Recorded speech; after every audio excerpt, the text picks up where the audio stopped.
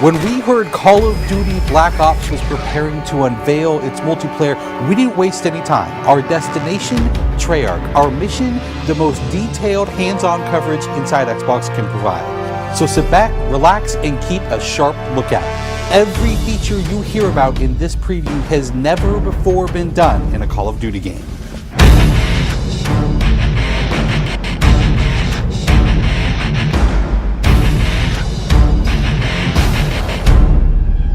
We begin where the multiplayer trailer for Black Ops left off, with theater mode.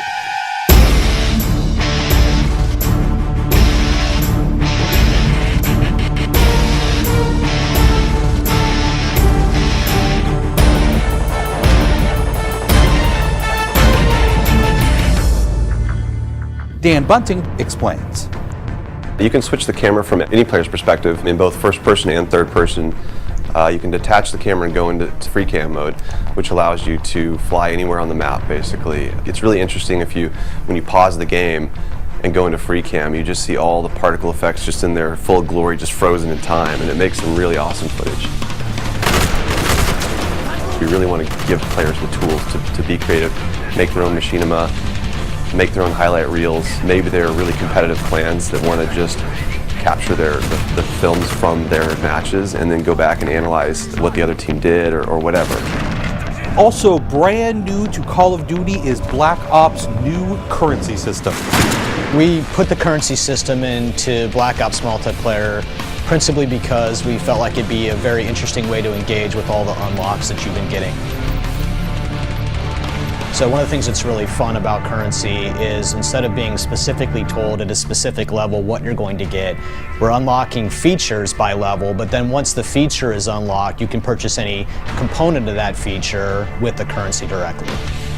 Of course, when you got a little currency jingling in your virtual pockets, nothing feels better than putting it on the line against your fellow players. Say hello, everyone, to wager matches. When we were developing the wager match game modes, we went through a whole bunch of ideas to find the 4 that we were going to use to ship inside the game.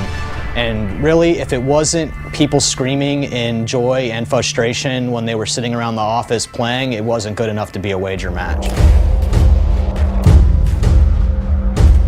Wager matches are all free-for-all modes, and they exist separately from the standard playlist. They include game modes like Gun Game, where you're in a race to score a kill with 20 different weapons, beginning with pistols and advancing through ever more explosive weaponry.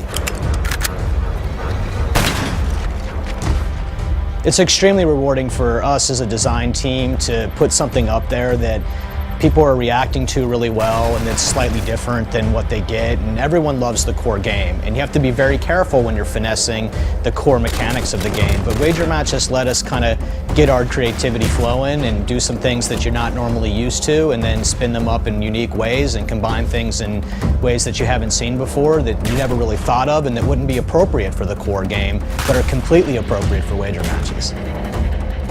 While the classic Call of Duty challenge system is still very much in place, Black Ops is also adding a new feature called contracts. Right, so if you're using the contract system, you actually have to put up a little of your own currency in order for a bigger payday. And depending on the contract, some contracts pay XP, some pay more currency, some pay both. But they're all time limited, and it's game time limited, so you have to go to work to accomplish that contract within the time period in order to get paid. It's different from the challenges, in so much that the challenges some players like to use very aggressively, and they map out their path through the challenge system in order to maximize their XP gains in order to level faster. And then a whole nother set of players uses the challenges sort of passively. They're there, when you get them they feel good, but contracts gives you a way to directly engage with the content inside the game. It says, hey, I'm an SMG guy, I want SMG based contracts, I'm going to chase my contracts and I'm going to get paid, and that's fun. Another focus for Black Ops is player customization, including things like unlockable face paint, unique perk-specific character models, and a whole lot of weapon customization. We've been we stole the line from Full Metal Jacket, this is my weapon, this is my gun, and we're chanting that around the office as sort of our mantra for this feature. Originally it started with one of our designers he just made kind of an offhand comment one day where he said, you know, I really have a certain attachment to the weapon that's my favorite. I want to make that weapon mine, and that was all it took. So from there it was just, what are the things that are cool? It's like, put your clan tag on your gun, of course. And we've got, the emblem editor by itself is an element of creativity for players. And then the reticles, of course, so why not give people the option to select what kind of red dot they have. Maybe they don't like a dot, maybe they like a circle, maybe they like a triangle, maybe they like a standard crosshair, maybe they just want a line. And then there is combat training, which allows you to get comfortable with the trappings of multiplayer by competing in matches against AI-controlled opponents.